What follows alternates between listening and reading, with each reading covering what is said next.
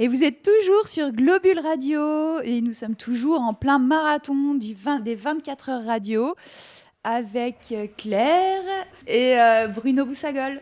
Bonjour. Bonjour. Alors Bruno, vous êtes un habitué de Globule. On aime bien vous inviter. Merci. Vous venez souvent. Oui. Vous êtes déjà venu. Et vous êtes un artiste engagé. Et pour la vallée de Chamonix, vous êtes l'organisateur de la fameuse Nuit des ours. C'est ça. Voilà, qui est un événement artistique assez dingue, faut le dire. Différentes performances artistiques se déroulent à Vallaux, dans la nature, Oui. de nuit, Oui. sans lumière, Oui. ni sonorisation. Donc c'est quand même un truc un peu fou. Et ce sera du 2 au 9 août. Au 8 août. Au 8 août. Alors, disons, comme il y aura un after dont on ne définit pas l'heure finale, effectivement, ça finira le 9 août, oui, bien sûr. 9 août au matin, alors. Voilà. Donc, avant de parler de cette édition 2021 de la Nuit des ours, nous, on avait envie de vous demander, Bruno, si vous aviez un souvenir de radio, parce qu'on est en pleine fête de la radio aujourd'hui et depuis lundi déjà. Et on voulait savoir si c'est un média que vous aimez. Oui, alors je l'ai pratiqué et puis bien sûr je l'écoute beaucoup. C'est comme beaucoup de Français, enfin pas que de Français, mais on écoute beaucoup la radio en voiture. Donc je fais partie de ces gens-là, oui. Et vous avez un souvenir en voiture, justement, d'une émission qui vous a non, transporté? je pourrais pas dire. J'ai un peu pensé à ça, comme on est dans cette semaine autour des 100 ans de la radio. Moi, j'ai eu la chance, dans les années 90, de fréquenter pas mal France Culture. D'accord. Donc j'ai pu être un peu producteur, j'ai participé à des émissions...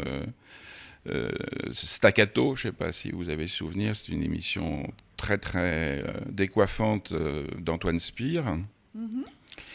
J'ai aussi participé à des studios de création.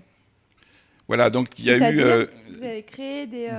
Alors non, là on venait vers moi, c'est-à-dire que là c'était moi le sujet, quoi, ou mon travail.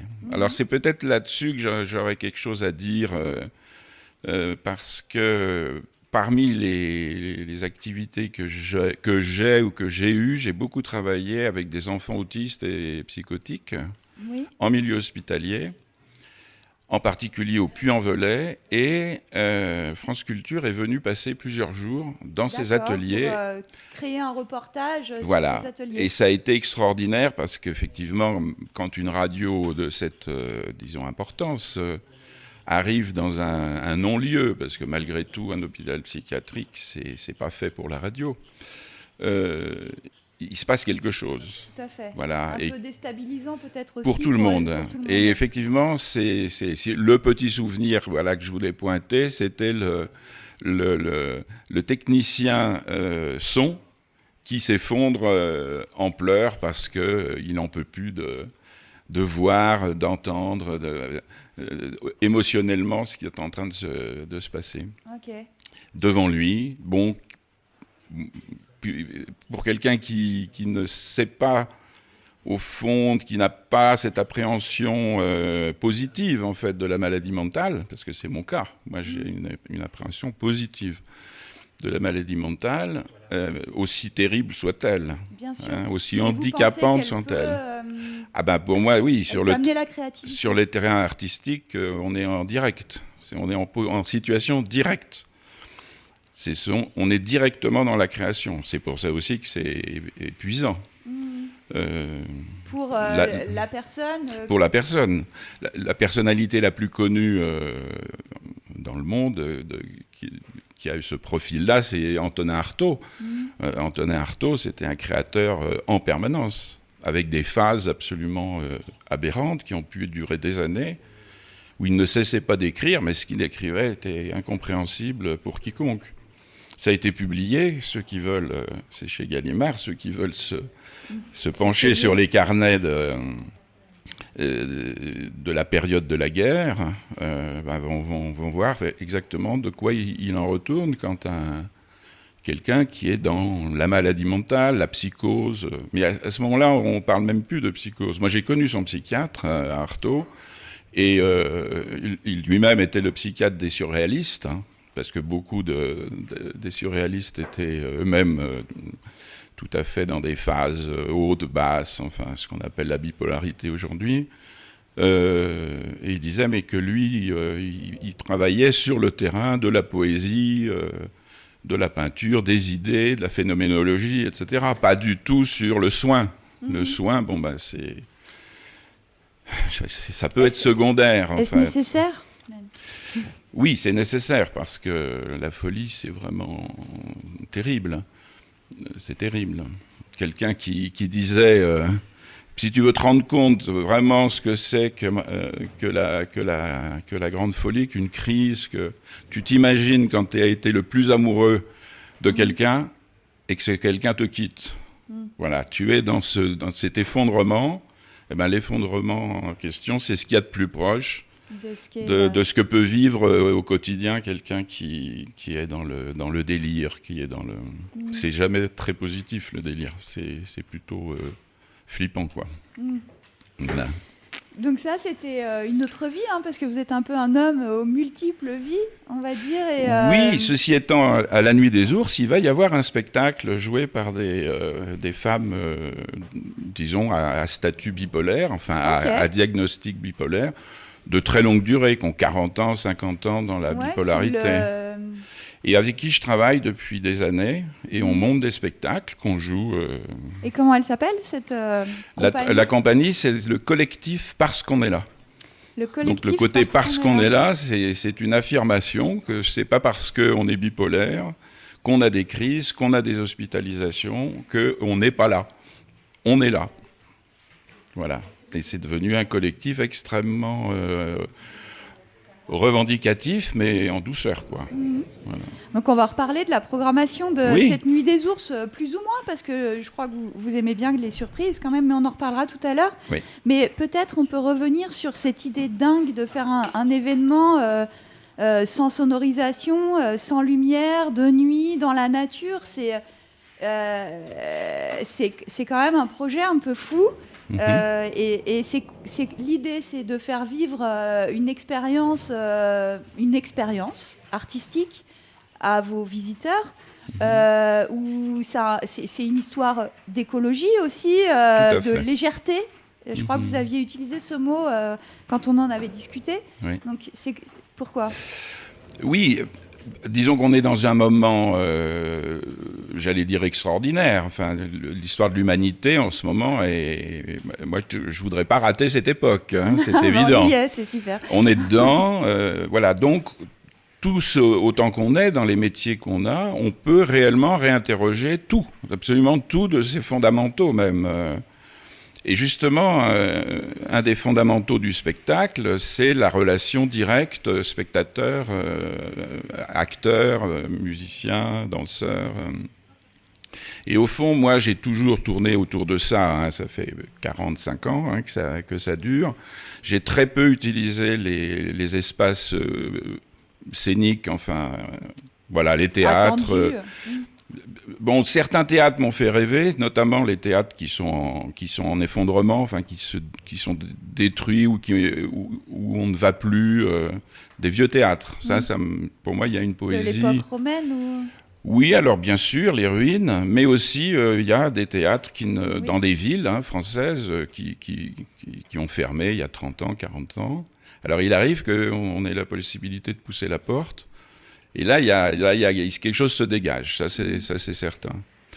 Mais les outils contemporains, moi, me font pas rêver du tout, parce que justement, ils nous amènent forcément à vouloir les utiliser dans leur plénitude. Or, c'est des outils technologiques, en fait. Il y a énormément de technologies dans une scène de théâtre, je sais pas moi, le théâtre d'Annecy, par exemple, qui est un théâtre prestigieux, la scène nationale d'Annecy.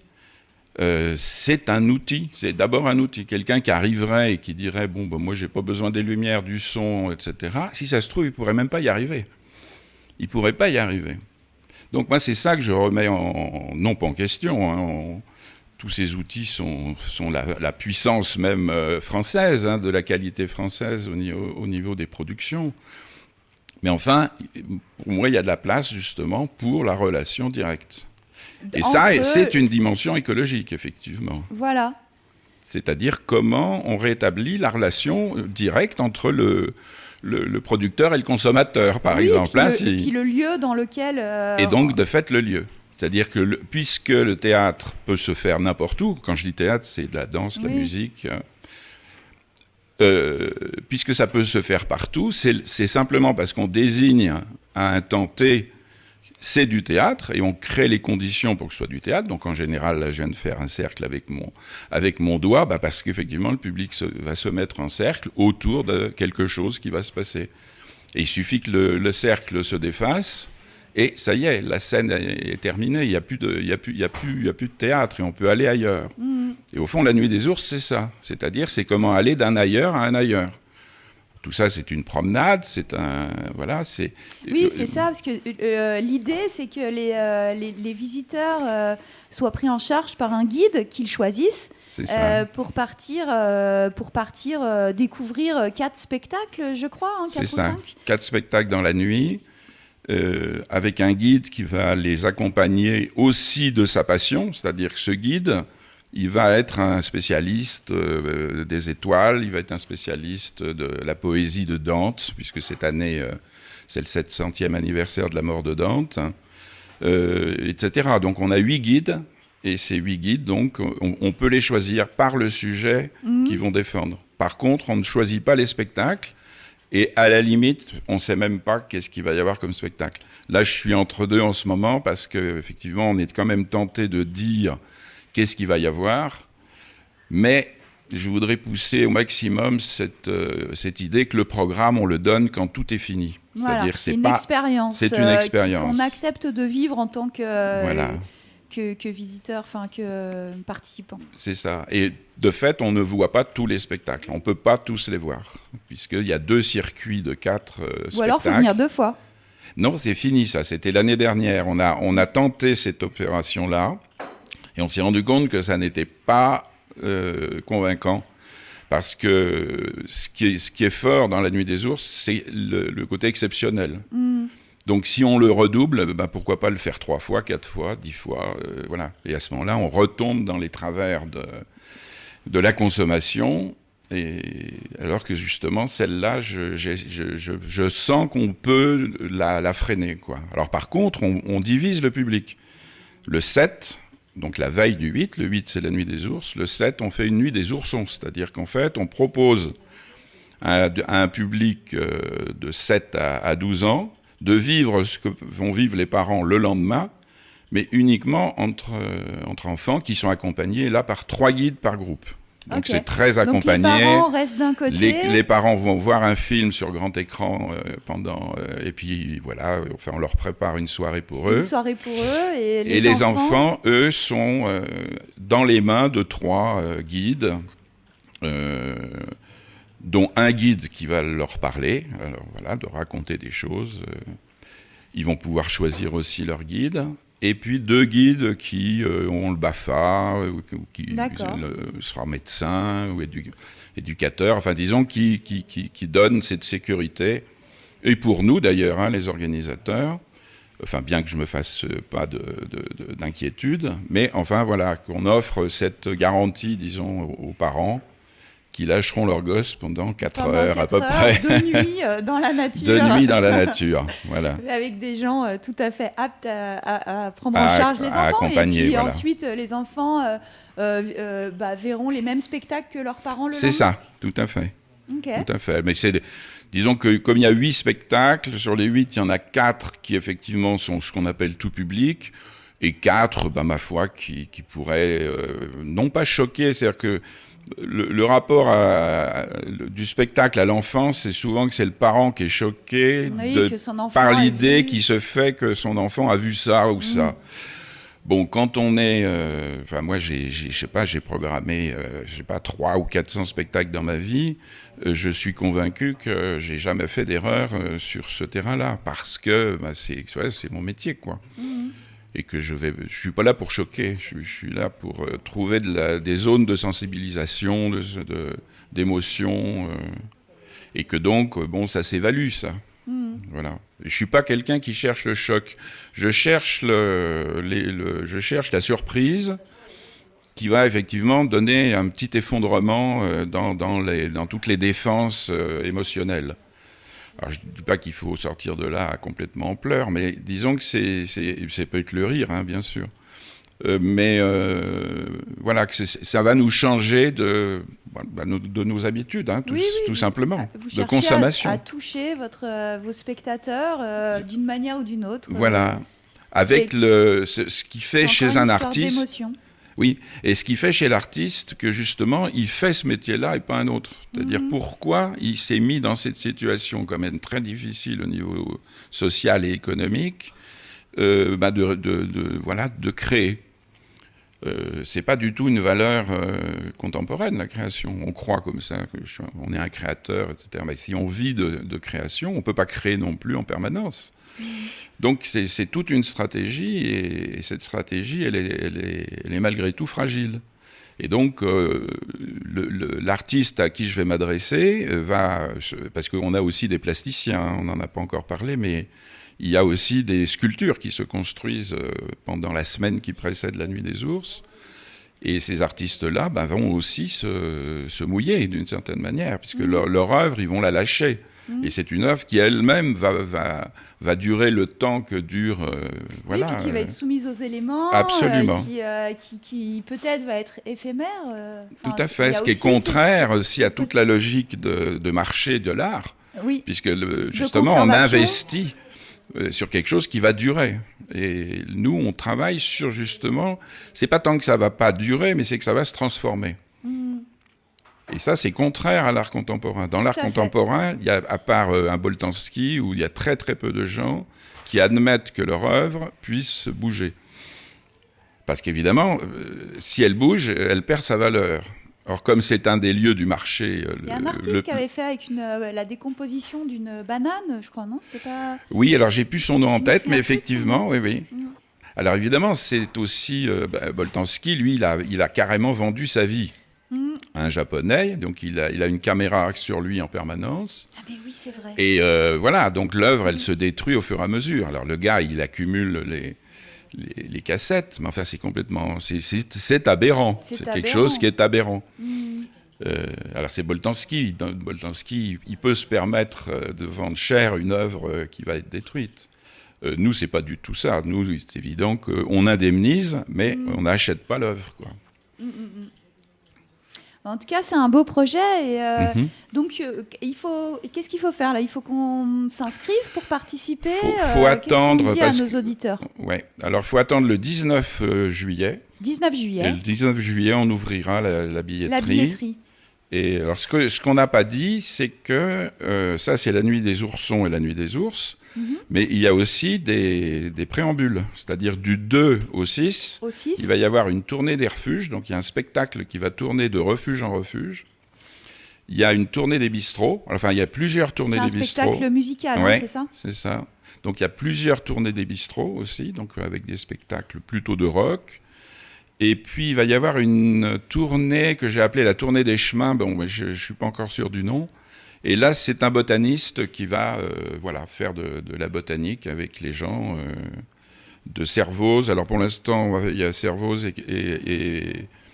et Valorcine de Sûre, parce que c'est quand même, ça demande une grosse préparation, parce que le botaniste, il faut qu'il connaisse le terrain avant de faire sa promenade, et après il fait une promenade vraiment à partir des plantes qu'il a trouvées, quoi. Donc il faut qu'il se prépare. Donc ça prend du temps, ça prend quasiment une journée avant de faire une promenade de 2 heures, quoi. Et la tournée des refuges, oui. La tournée des refuges, c'est autour du Mont Blanc, c'est ça? C'est ça. Alors nous, on a 8 étapes, puisque ça dure 8 jours. Mais la tournée des refuges, d'ailleurs, il faudra que vous les rencontriez le moment venu. Ouais, ils font 50 dates. Wow. Sur toutes les Alpes, jusqu'en Suisse. D'accord. Et ça, c'est un peu nous qui avons dynamisé ça, parce que c'était pas parti pour ça, mais il se trouve qu'il y a un engouement, pour ce projet, cette proposition. Enfin, on le comprend aussi, hein, parce que c'est quand même... Il faut imaginer quand même que les musiciens se baladent de refuge en refuge, donc avec les instruments sur le dos. C'est-à-dire, ils ont non seulement leur matériel, de la vie, quoi, leur rechange, leurs affaires de toilette, mais ils ont aussi la contrebasse, l'accordéon, etc. Il y a des photos absolument sublimes, hein, où on les voit sur les glaciers. C'est la 7e année qu'ils font ça. Donc voilà. Ok, nous, on va devoir rendre l'antenne, je crois, et pour poursuivre ce marathon radio de 24 heures. Oui, je crois qu'il faut qu'on file l'antenne à Caro. Il y a ses invités qui sont déjà là. On est un petit peu en retard. Je m'excuse, j'ai pas eu le temps de m'installer avant le début du direct en canapé, mais j'étais juste là, j'ai tout entendu et on a hâte de venir participer à la Nuit des Ours. Merci Bruno. Bon, merci aussi. Vous allez être, on va être à nombreux. Une place de choix, je crois. Merci beaucoup Bruno.